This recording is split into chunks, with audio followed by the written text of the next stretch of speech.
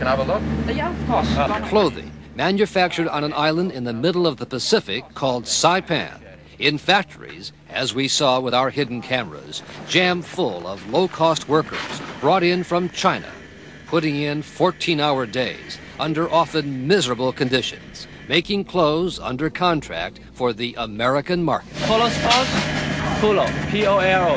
And it's not just Polo.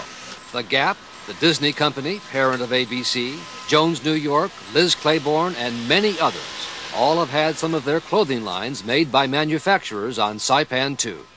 A place where authorities say many factories have cheated thousands of workers out of their pay and their rights. They're locked in politically, economically, and in some cases physically. And as we found in a 2020 investigation on Saipan, when the long day of making T-shirts for America ends, workers are kept in crowded, often rat-infested labor barracks. Of course, some are better than others. Yeah. But at this one, the toilets didn't work, the showers barely worked, and the water was contaminated. We've seen some very bad conditions. Made all the more shameful by the fact that the island of Saipan is not some foreign sweatshop haven. The site of a famous battle during World War II. Saipan cost 15,000 American casualties.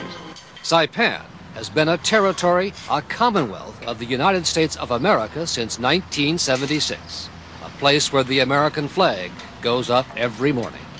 Sometimes you have to ask yourself what's going on out there. There are things going on that really shouldn't be going on American soil.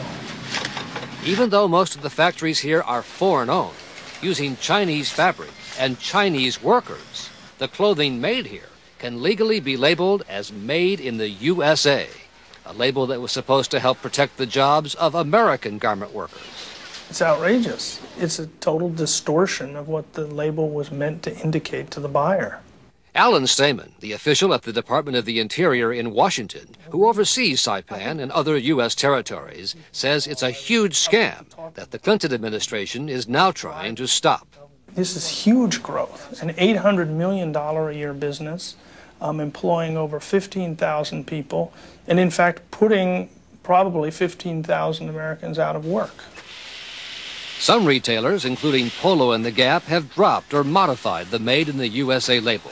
But at this Hong Kong Chinese-owned factory at 2 in the morning, we saw Made in the USA labels going on Calvin Klein T-shirts headed for American stores this spring. Across the room, Chinese workers were putting Made in the USA labels on sports shirts with the Fila logo. The retail list reads like a who's who of major U.S. retailers. Just about everybody I've ever heard of is buying product through there. And they can legally say Made in the USA. That's correct. And it's all made possible because of the original agreement between Saipan and the U.S., permitting Saipan to set its own immigration policies. There are now far more foreign contract workers here than U.S. citizens, most from mainland China.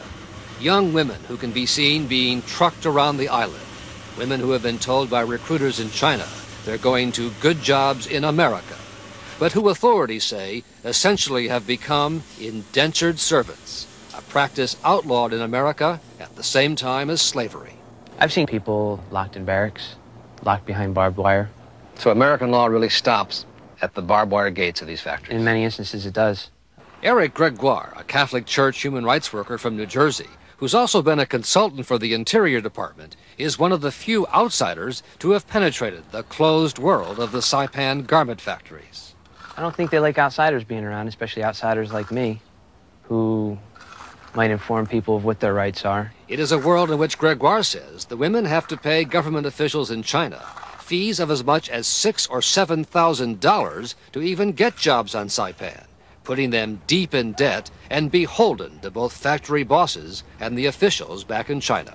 It's a perfect system. If you're one of the people who are getting your clothing from here, you're getting it very cheap. You're getting it from a workforce who really is going to toe the line.